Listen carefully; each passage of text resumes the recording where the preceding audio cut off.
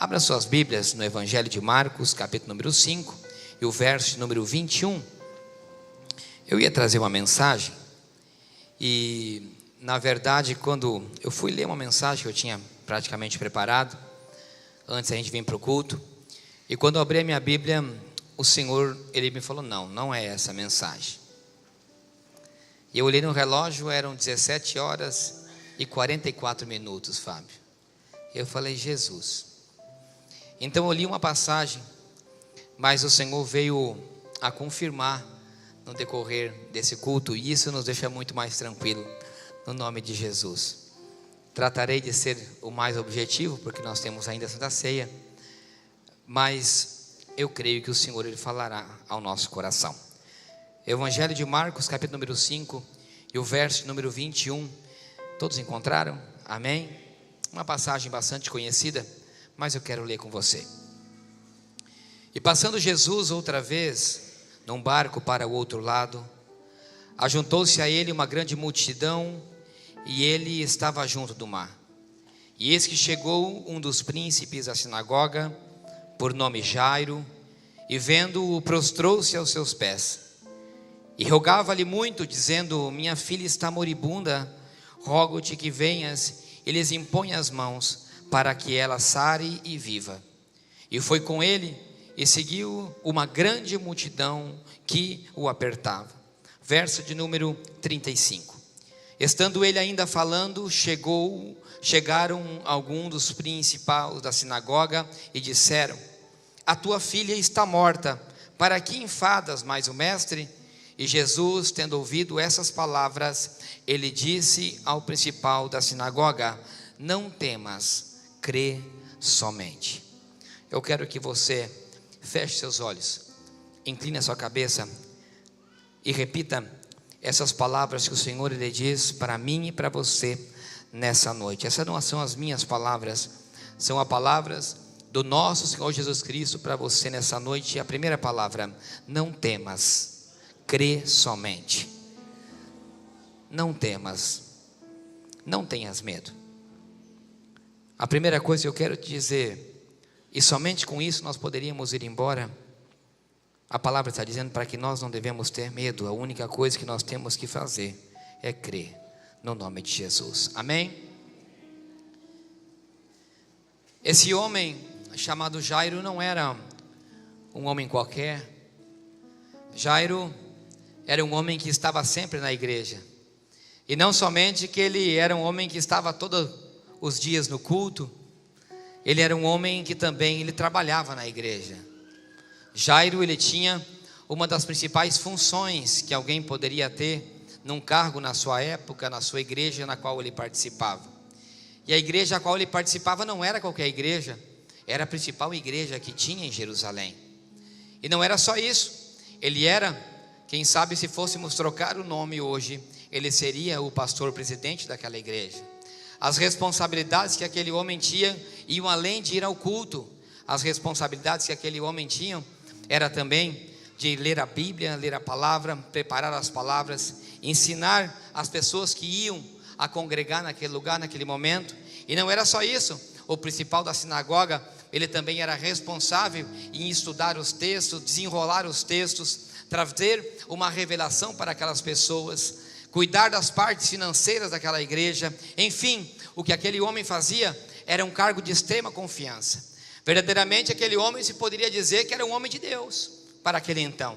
E não somente isso, para chegar à posição que aquele homem tinha, ele tinha que ter passado por uma escola muito grande, ou seja, ele era um homem que tinha um profundo conhecimento de tudo que acontecia, de tudo que acontecia na igreja, de tudo que acontecia em Jerusalém, na sociedade, na comunidade judaica. E não só isso, ele tinha que ter uma formação teológica, uma das mais precisas, porque além de tudo ele era um daqueles que desenrolava, ou melhor, ele desenvendava os textos bíblicos. Ele era um profundo conhecedor. Se fosse hoje, se poderia dizer que Jairo era um homem que tinha se formado numa grande faculdade de teologia. Ou seja, Jairo era um homem que conhecia a Bíblia, conhecia os mistérios de Deus. Só que chegou um dia que não bastava ele somente estar dentro da igreja, não bastava ele somente ter conhecimento de Deus, não bastava ele ter um excelente cargo na igreja. Um dia uma má notícia bateu na casa de Jairo. Ele chega na sua casa, encontra a sua filha adoecendo, 12 anos, o começo da vida. Alguém com quem sabe ele tinha uma esperança de que fosse um levita na casa do Senhor. Quem sabe ele dizia: essa moça vai me ajudar na igreja, vai ser a minha sucessora. Enfim, todo o sonho de que um homem de Deus tem para os seus filhos. Mas naquele dia ele chega na sua casa e ele não encontra a sua filha com toda a força de vontade, lendo a Bíblia ou indo para o culto. Ele chega em casa e ele diz assim: pai, eu estou sem força, as minhas forças estão acabando. Então ele chama um médico, chama outro médico, chama as irmãs da igreja para orar, faz alguma coisa, unge, mas nada acontece. O que eu quero dizer para você nessa noite é uma coisa: o que me diferencia de qualquer outra pessoa do mundo não é a minha posição, não é nada, não é o dinheiro. A morte pode bater a vida de todos, rico, pobre, religioso ou não religioso, crente ou descrente. A única coisa que nós sabemos que um dia vai bater na nossa porta é a morte. E um dia ela chega no momento desejado. A condição daquele homem não lhe isentou de passar por um grande vendaval, assim como a pastora Daniela disse. Você ser um homem de Deus, você está dentro da igreja, você ser um escolhido, ter um ministério, não te isenta do vento passar pela sua porta. A mesma palavra que o Senhor deu para ela, Deus disse para mim lá em casa. A nossa posição, o nosso dinheiro, a nossa religiosidade, a nossa intimidade com Deus não nos isenta de passarmos pelo vento. A nossa religiosidade, a nossa atitude com Deus, a nossa posição social, a nossa conta bancária não nos isenta de um câncer bater na nossa porta, de um diagnóstico chegar a nossos filhos, porque nós somos mortais. E quem manda na vida e na morte é Ele.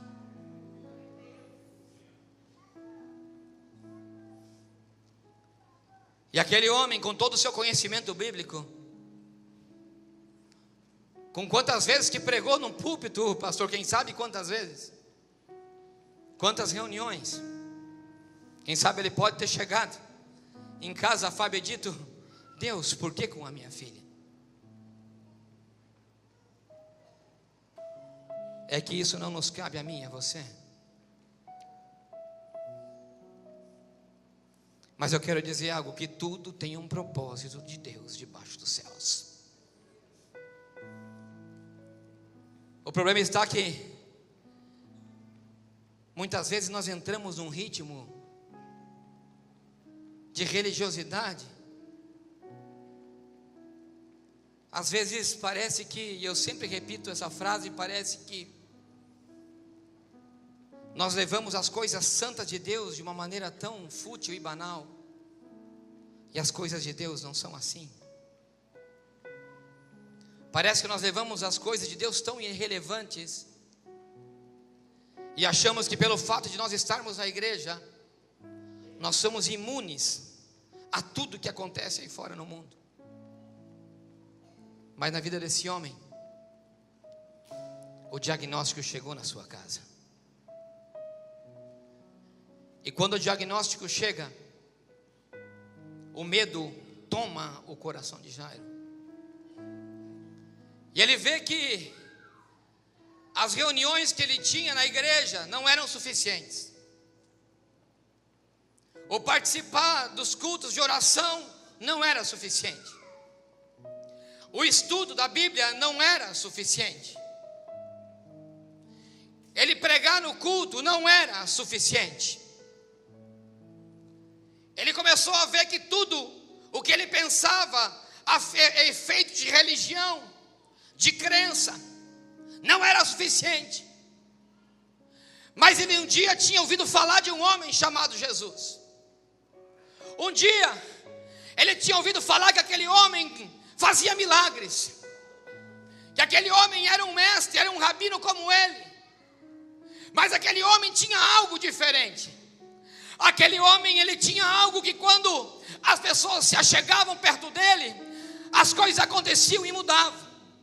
Então naquele dia, aquele homem, ele teve que entender que a sua religiosidade não era suficiente.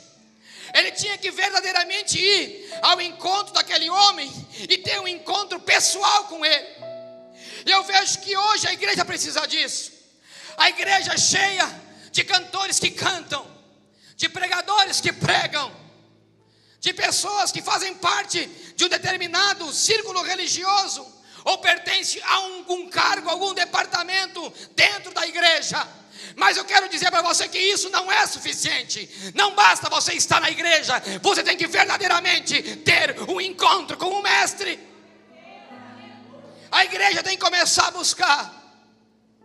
Então aquele homem, ele diz: eu vou sair de toda a minha religiosidade, de todos os meus dogmas, de todas as minhas doutrinas, de todas as minhas denominações, e eu vou atrás da onde está esse Jesus. E é isso que nós temos que entender, que nós temos que voltar a buscar Jesus na sua essência, na sua realidade. E a sua realidade é única.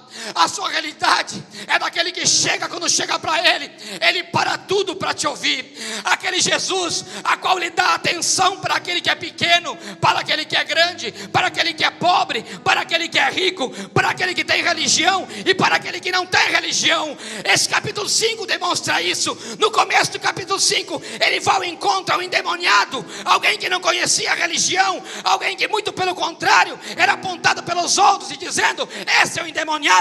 Mas ele chegou e foi ao encontro daquele demoniado e o libertou. Um pouco mais para frente, aí no meio desse entreposto que nós lemos, ele teve um encontro com uma mulher do fluxo de sangue, uma que tinha dinheiro, que o médico não curou, mas ele parou aquele momento para olhar para aquela mulher e ainda curar a vida dela. O meu Deus, o teu Deus, o meu Jesus, o teu Jesus é um Jesus que está para todos. E eu quero que você me ouve pela internet, para você que me ouve pela rádio, aí nessa penitenciária, eu quero te dizer que independente de onde você esteja, do que o pecado que você cometeu, do homicídio que você cometeu, eu quero te dizer, Jesus, ele para você nesse momento e tem olhado aí onde você está.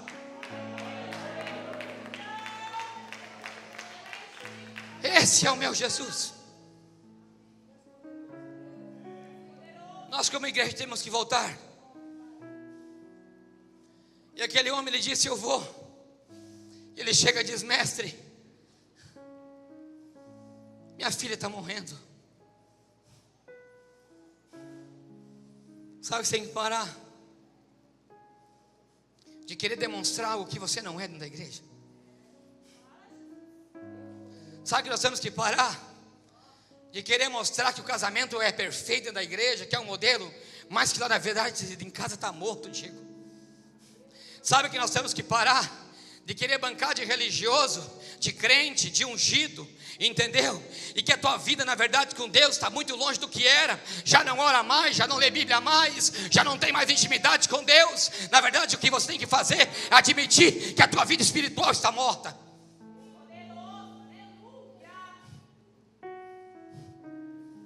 Aquele homem, ele pegou todo o seu orgulho religioso, deixou para trás, e ele disse: somente um pode fazer um milagre e levantar minha filha que está no leito de morte. Eu quero te dizer algo nessa noite com toda a humildade de Deus. Somente Jesus é nessa causa, nesse momento na sua vida. Teu casamento que está quase morrendo é só Jesus. A tua vida espiritual que está quase morrendo, eu vou voltar a dizer para você, é só Jesus. Essa depressão que está na sua vida te matando, é só Jesus. Essa enfermidade que está na sua vida, que está te matando, é só Jesus. E Jesus fala para ele assim: Jairo, não temas, crê somente. Ele diz algo fundamental, sabe por quê, irmão? Escute o que vou lhe dizer. O grande inimigo da fé não é você não acreditar em Deus. O grande inimigo da fé não é a descrença. O grande inimigo da fé são as emoções e o medo que invade a nossa alma. A única coisa que faz você fraquejar na fé e você duvidar que as coisas são impossíveis de acontecer, quando o medo entra dentro de você. Aquele homem, você acha que não tinha fé? Com todo o conhecimento de Deus que ele tinha? E porque Jesus disse para ele: não temas, crê somente. Evidente que a sua fé tinha sido abalada com a notícia da morte que estava batendo na sua porta. O medo que o diabo coloca dentro de você é o maior inimigo que pode apresentar e aparecer na sua vida. O maior inimigo é o medo. Quando nós temos medo, nós não raciocinamos. Quando nós temos medo, o nosso pensamento só fica só em cima daquilo. Quando nós temos medo, nós duvidamos daquilo que pode acontecer. E a Bíblia nos ensina que a fé é o firme fundamento das coisas que se esperam e uma convicção de algo que você nunca vai ver, mas um dia ainda verá. Se eu tenho medo, tudo isso é abalado. E a morte, ela começa a parecer cada dia mais próxima. Então Jesus diz para ele: Jairo, não temas. Não temas, crê somente. O Evangelho de Lucas, capítulo número 20, o verso 38 diz que o nosso Deus não é um Deus de morte, é um Deus dos que vivem. Eu quero te dizer algo, que tudo isso que você está pensando que está morto na sua vida não vem de Deus. O teu Deus é um Deus dos que vivem e não dos que morrem. O teu Deus é um Deus de vida e não um Deus da morte. Mesmo que a morte possa pegar na tua porta, derrubar um teu ser querido, mas se isso acontecer, é projeto do Senhor. E aí vai acontecer a mesma palavra que ele disse: não temas, Jairo, a tua filha não está morta, ela apenas dorme. Tem situações na nossa vida que não são para a morte, e sim para a vida, honra e glória do nome do Senhor. Quando aquele homem chega, quando Jesus diz para ele: não temas, você percebe que havia um outro que veio e disse assim: não, a sua filha já morreu, Jairo. Para de incomodar o mestre, a sua filha já está morta. Mas eu quero te dizer uma coisa: o único tempo que tem poder e a palavra sobre a morte é a palavra dele, de Jesus. Tanto é que ele fala assim: Jairo, vem, vamos comigo e deixe-me entrar na sua casa e ir ao encontro da sua filha. Sabe o que eu estou querendo dizer? E o que o Senhor diz com isso que estou falando, com essa passagem? Ele está querendo dizer que a última palavra é dele. Pode alguém chegar e dizer para você: ó, teu casamento já era. Olha, pode falar uma coisa para você assim: olha, as tuas finanças já era, você já não se levanta mais. Pode algum médico chegar e falar assim: ó, o diagnóstico que eu te dei já era, já não adianta mais. Mas eu quero dizer uma coisa, que Jesus está contigo, e quando Ele ir contigo para a tua casa, para o lugar de intimidade, a última palavra é a dele. Quando ele entra na casa daquela mulher, daquele homem, ele diz assim para o pai e para a mãe: aonde está o quarto? Haviam pessoas que zombavam e se riam da atitude que Jesus estava tomando com ele. E é assim que acontece, tem vezes na nossa vida que a coisa está tão ruim, que a coisa está tão no final, que as pessoas começam a rir pelas costas. Mas sabe o que o Senhor diz naquela passagem? Afasta-se, afasta-se daqueles que te zombam, afasta-se daqueles que não querem estar contigo. Por isso que diz que somente entrou no quarto o pai, a mãe, Pedro e Tiago. Todos os principais que estavam com Jairo naquele momento, Augusto, tinham ido. Porque quando a coisa está ruim, um monte de gente estava do teu lado, na hora de alegria, estava contigo. Agora que o negócio está feio, eles zombam de você pelas costas. Você está entendendo? E só fica você e Deus e os verdadeiros amigos que você tinha. Não se entristeça, porque a vida é assim. Mas o importante, missionária Cecília, é que Jesus, ele não deu as costas para Jairo. Quando Jairo procurou a Jesus, muito pelo contrário, ele parou tudo e disse: Jairo, eu vou com você para a tua casa, me mostra a menina, me mostra aquilo que está morrendo, ou melhor, me mostra aquilo que morreu. Escuta que eu quero te falar algo do mais importante dessa palavra. Enquanto você continuar ocultando o que está morto na tua vida, para Jesus não tem como ele entrar para fazer o milagre.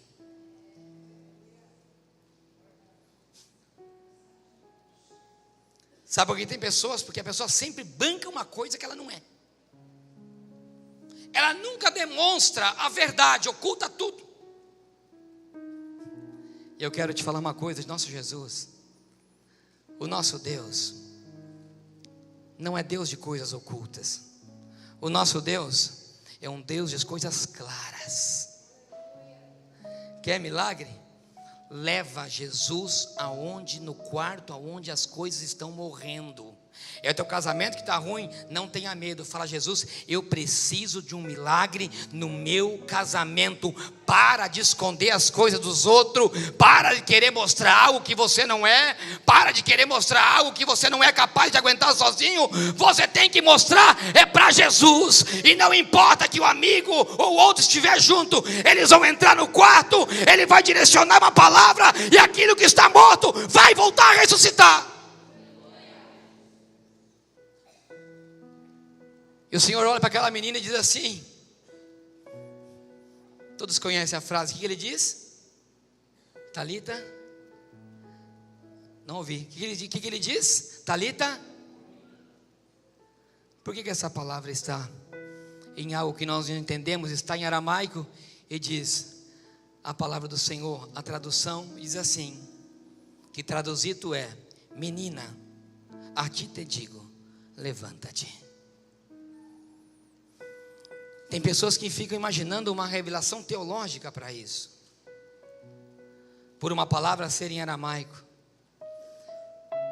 Mas isso só tinha um sentido naquele momento, e um sentido muito profundo. E eu escuta que eu vou te dizer, que eu já vou terminar. Jesus chega e diz para aquela menina uma palavra na sua língua nativa. O que significa isso para mim e para você? Aquela menina tinha 12 anos.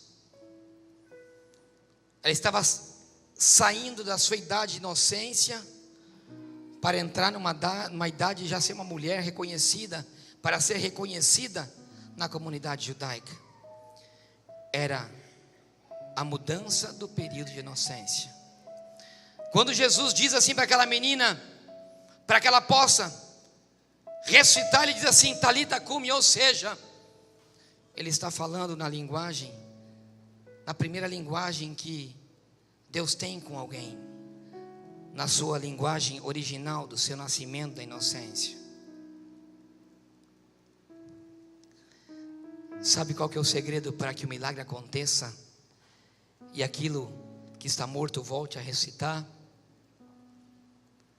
É que nós temos que voltar a ser original. Nós temos que voltar a ser no original para o Senhor. Nós temos que voltar a ter a nossa inocência de criança para o Senhor. Você tem que voltar a ser sincero como uma criança para o Senhor. Você tem que voltar a buscar Deus como uma criança para o Senhor, com o teu coração, com a tua alma, com o teu espírito. Uma criança, ela é inocente, então ele falava Talita cumi. Ou seja, ele estava dizendo assim, como se fosse naquele momento em que ele gerou ela no ventre da mãe dela, dizendo assim: eu te gero tudo de novo, renasce, levanta. Sabe o que o Senhor está querendo dizer para mim e para você nessa noite? Que nós temos que voltar a sermos originais com Ele, nós temos que voltar a sermos como crianças com Ele. Ele está dizendo: levanta, levanta, levanta, faça a obra como você fazia, seja sincero como você era no teu casamento, ame como você amava na primeira vez, seja sincero como você era sincero na primeira vez. O que o Senhor está querendo dizer, Talita cumi, ou seja, volte a ser original como você era, volte a ser original como você era, que aí irás ressuscitar.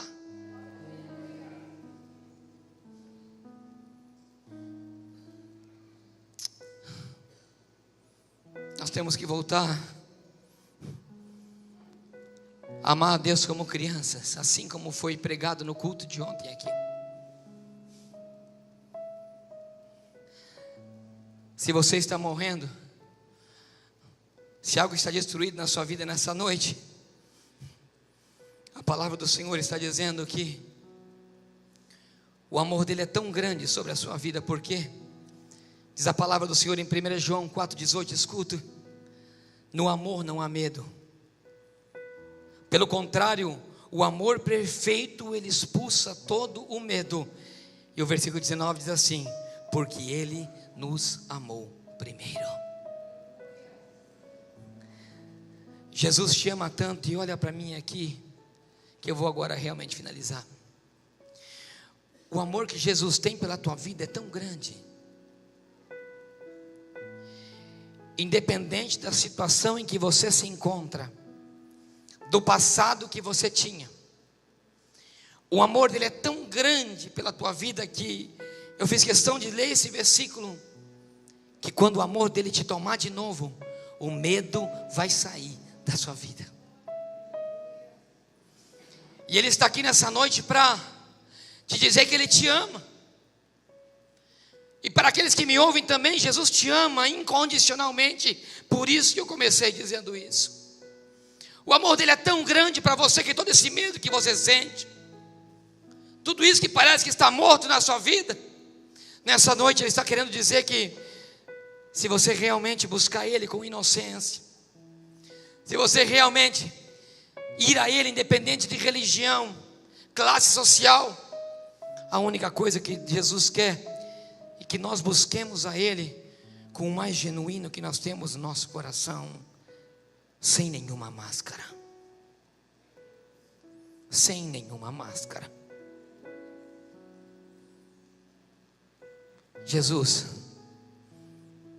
Ele quer que nós sejamos originais com Ele, assim como Ele, quando Ele nos gerou no ventre da nossa mãe.